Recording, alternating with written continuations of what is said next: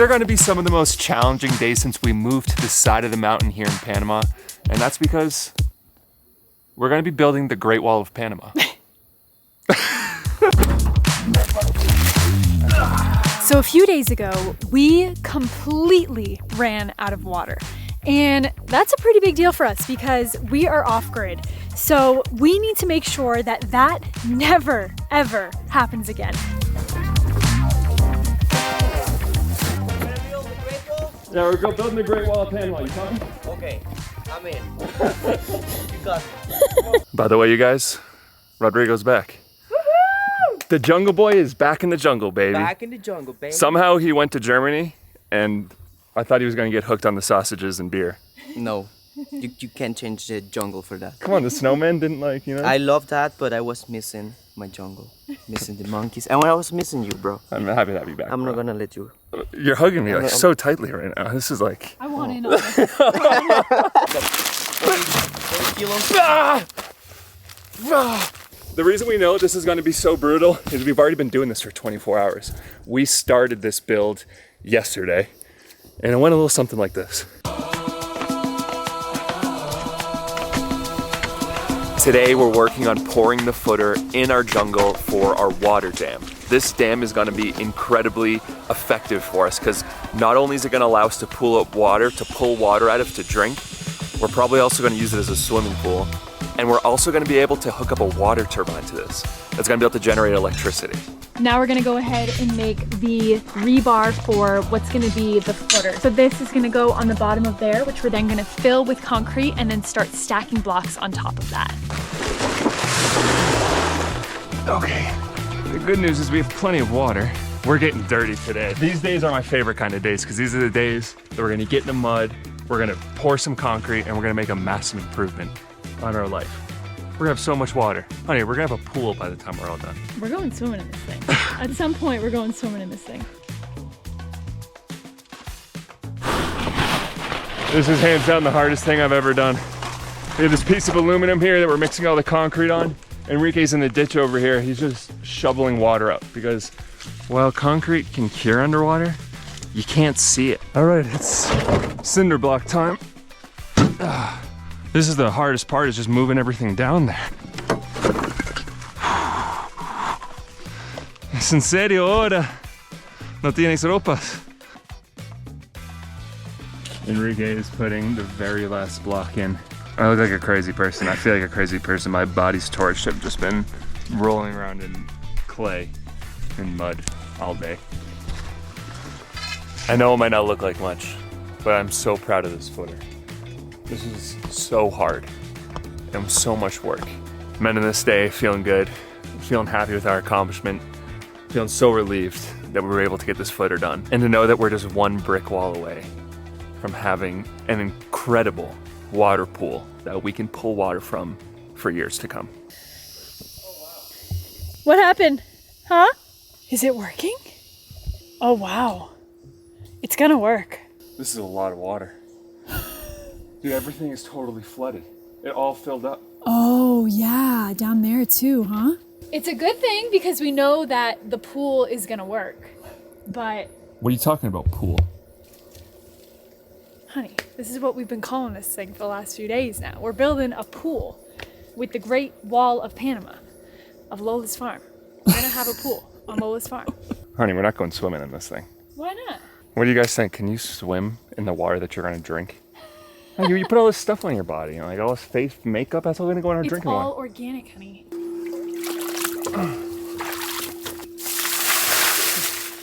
So much water, dude. Yeah. Remember when we were like, oh, look at this little water down here? I know, it was like just a small little trickle. Yeah, look how much water it is. And then the deeper you go, the more that's down there. The deeper that we dig, the more water there is. So it makes sense that this is probably a massive, massive underground river, which is just really, really cool. So the hardest part of this whole wall is done. The foundation is done. And now we just need to build this thing up, one block at a time. And our goal for this video is to get the Great Wall of Panama finished by the end of this one.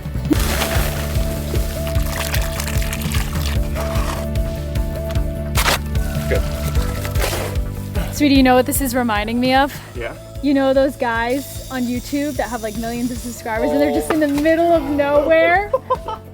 Basically what we're doing. That's what we're doing. No machine. Well, that's not true. We do have a little bit of machinery. We need a stake too. Where's the stake to open this hole?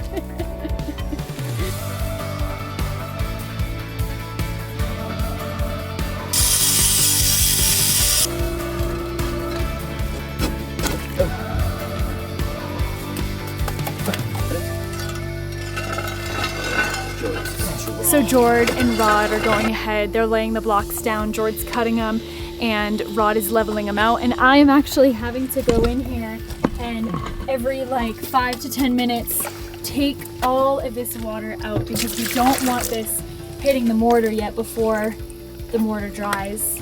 You have never heard that song from House Mafia? How's it go? It's like, don't you worry, child. You see, heaven's got a plan for you.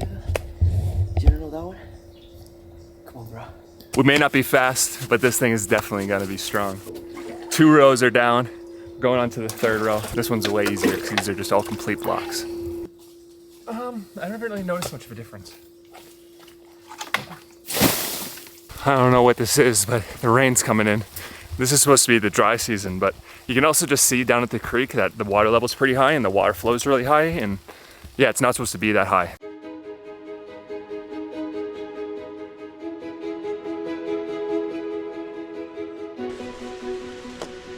This is gonna be the spot where our drain for this dam and for this wall is gonna go, and it's also gonna be a spot that in the future, if/when we put a turbine into this, that'll hook in right here. We'll put an on and off valve here so we can either open it or close it, and that'll allow water to flow through, or we can allow this pool to fill. The amount of water that's coming up right now, it's almost like the more holes that we poke in the ground, the more water just comes springing out of it. This isn't just a little creek down here. This is a full-blown underground river. And it just seems like more and more water's coming every single day.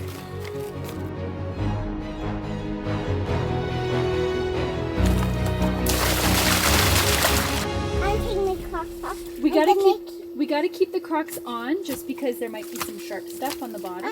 I think Said's still a little too scared because the water's a little cloudy from all the clay getting kicked up.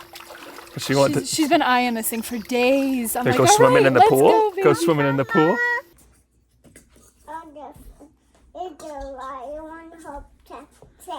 Hey, sing all the way, all the fun, and the right one, open sleigh.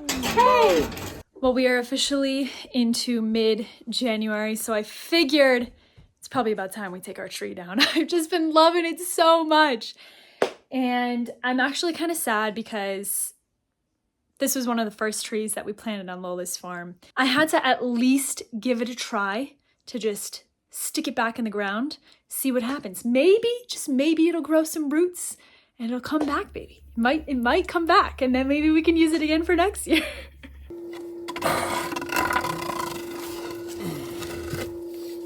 It's nearly impossible to move this camera anywhere but here.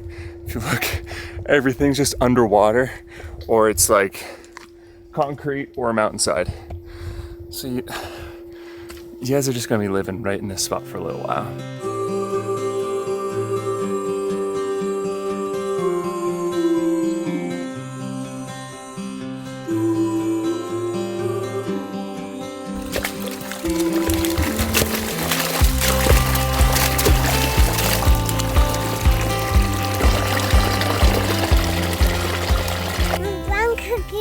I'm a jungle girl. I still find it so incredibly ironic. I still can't believe that we got so much rain in the last couple days. Just the fact that it's happening midst trying to build this. No, I was talking about this in the last video. Bogete is a troll. Yeah. It just messes with you, man. It does. Look. Sadie is happy no matter where we are. We could be in the mud, in the clay, standing in the water, as long as she's with her mama. We are on to the very last row of blocks here in the Great Wall of Panama. The idea was for the block height to be just below, 1 inch below the top of that PVC over there. That way, we don't have any water like going in the PVC like that. The Great Wall of Panama. Oh, I got on the wrong hole. Oh, try again. Ah. Done, baby. Let's go, baby. Done. All right, I got a question. If someone offered you a coffee, they offered you a cup of coffee and they said, hey, this coffee tastes exactly like Skittles. Would you look at that with excitement, or would you be kind of grossed out? Or what happens if it was a little bit less intense? What happens if they offered you a coffee that tasted like green apple juice, champagne, and a spoonful of honey? Now, once if they told you that these two coffees, that these crazy flavors were achieved by doing nothing but taking the coffee fruit, right after the coffee fruit was harvested, stick it in a big plastic tank, seal up that tank, and let the natural fermentation of the coffee break down the sugars inside the coffee fruit that allows the coffee bean on the inside to suck up all of the natural sugars and juiciness of everything that the coffee fruit has to offer. I don't know about you, but when I first heard about that, when I first heard about these fermented coffees, I just had to give it a try.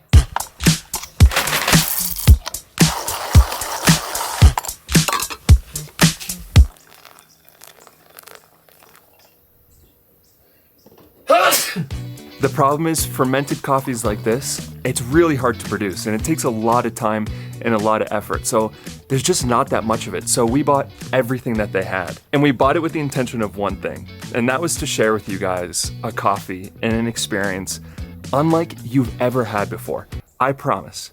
You've never tried coffee like this. These are coffees for the adventurer, for the explorer, for the person who wants to try something new. But the thing is that they're not so wild that they're not so incredibly delicious. I'll be totally honest.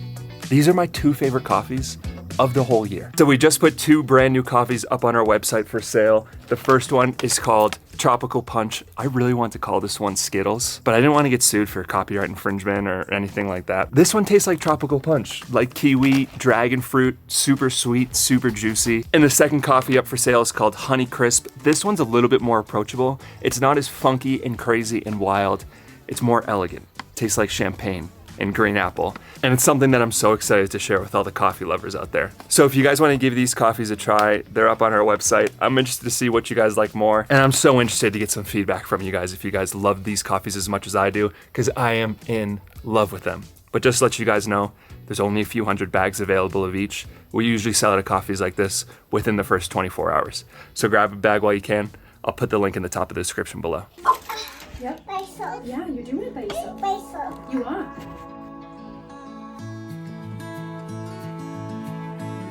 All right, I'm heading back down for probably the most exciting part. Iberto's been working on finishing up the wall. He just left for the day, but I'm feeling caffeinated, feeling energized, feeling good. Now it's time for us to make this pool, this body of water that we got going down there, way bigger. All right, this is looking awesome. This is so great. So the idea is the water is going to basically come, well, it's going to come to about this pipe right here, which is going to give us thousands of more gallons of water to pull from. You might be looking at this being like, isn't this kind of overkill? The problem isn't times like right now when we've had a bunch of rain. The problem is when it's really dry. While it's not necessary right now, in the near future, we're gonna need it. And I never want to need to worry about water ever again. So right now what's happening is the water's coming from there and it's running over to here and it's just going right around the wall because we have this space all shoveled out still. So now what I need to do is go ahead and backfill in all of this space here and open up this area here. Take all this dirt out and start to make this space a lot bigger. And by blocking off this wall, the water level is gonna come up so quickly.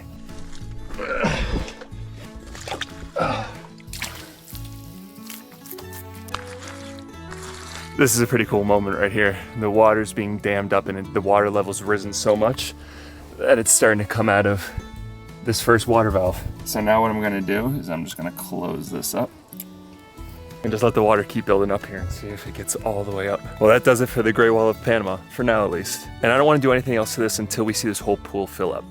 And once that happens, this whole area, this whole thing back here is gonna be a game changer. The good thing is the sun's setting.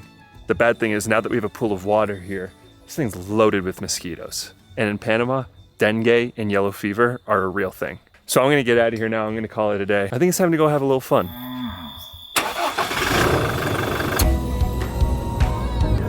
Yeah. Do you wanna go to the fair? The doggy You want a chocolate cupcake?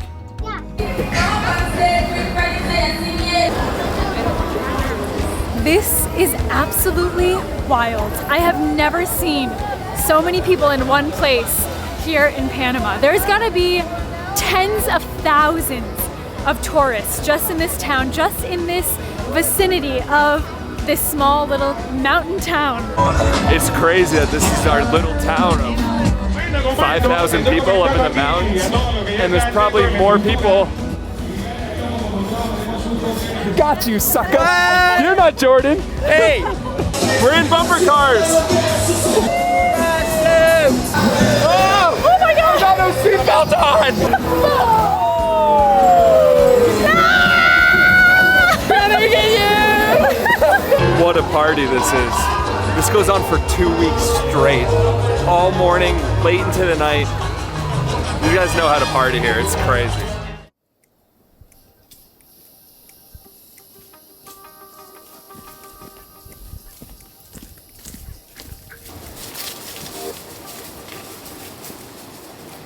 It is so crazy to think that all of this was just non-existent a couple years ago. It was a tiny little trickle that we just kept digging into and digging into and digging into.